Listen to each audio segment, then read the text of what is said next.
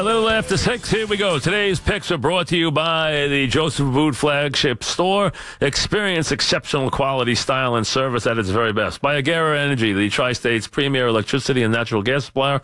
Visit AgeraFan.com for a hassle-free quote. By New York Community Bank, online at mynycb.com. And the John Thurber Cancer Center, part of the Memorial Sloan Kettering Hackensack Meridian Health Partnership. In this Sunday before Thanksgiving comes your way, time when things start to really heat up. Week 11 in the league where they play for pay. Not a bad week of games.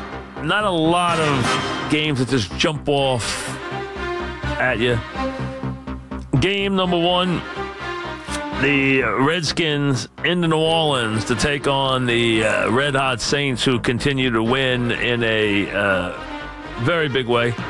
Did it last week in an impressive fashion in Buffalo with their running game, with their defense, showing a very different Saint team than we've seen, and now they've piled up 7 straight wins after opening the season at 0-2. So they tried to make it 8 against Washington, which is up 1 week, down the next. Good 1 week offensively, bad the next. One thing they have been, though, is a team that has struggled defensively, and that will be the problem against the Saints. The Saints have a chance here to really put some distance between themselves and a lot of these teams.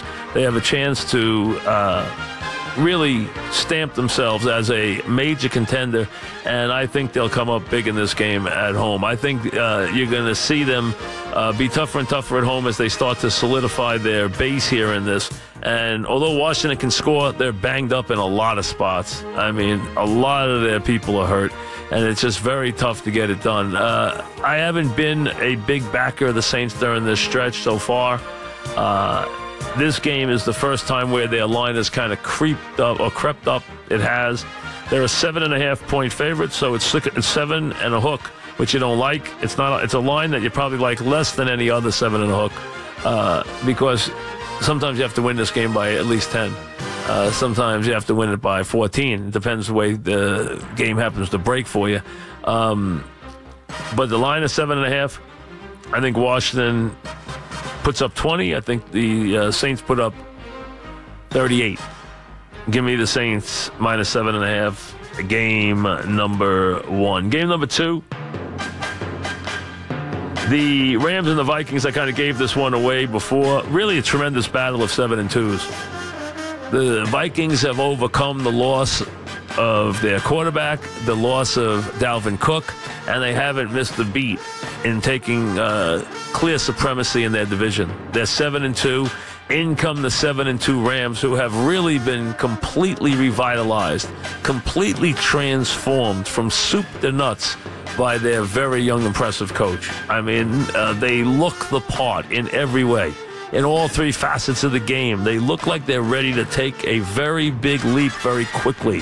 I've seen this a couple of times where coaches have come in and really had that kind of transformative effect.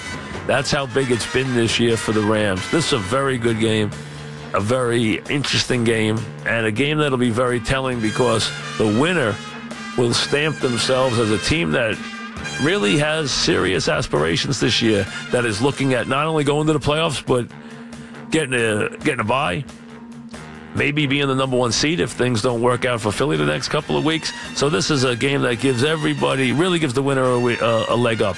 The Vikings are a 2-point favorite. I think, number 1, I don't think this will be a runaway offensive game. Number 2, I think it'll be a very close back-and-forth game, and it's one I think the Rams will pull out late. Give me the Rams on the road, +2 to beat the Vikings by a field goal. So Rams +2 is game number 2. And then game number 3, I don't like what I've seen from the Raiders.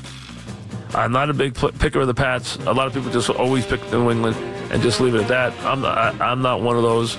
I don't pick New England very often, but I just don't think this is the Raiders' year. I think the Raiders can score, but I just think that the Pats will make this the kind of game where they get out quickly and they make the Raiders chase as they keep a comfortable margin the whole way. Raiders will have their moments offensively, but the Pats will have a lot more. This has not been a good year for the Raiders. They have not played with any consistency.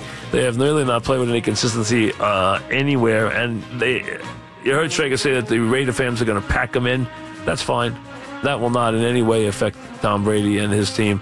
They can pack them in. They can draw 100,000 people. They can do whatever they want in Mexico City. The Pats will find the end zone. I mean, that's what they do. They find it early. They find it often. They're very hard to prepare for. And the Raiders, just as messed up as they are not the team you would expect to be to put them in their place.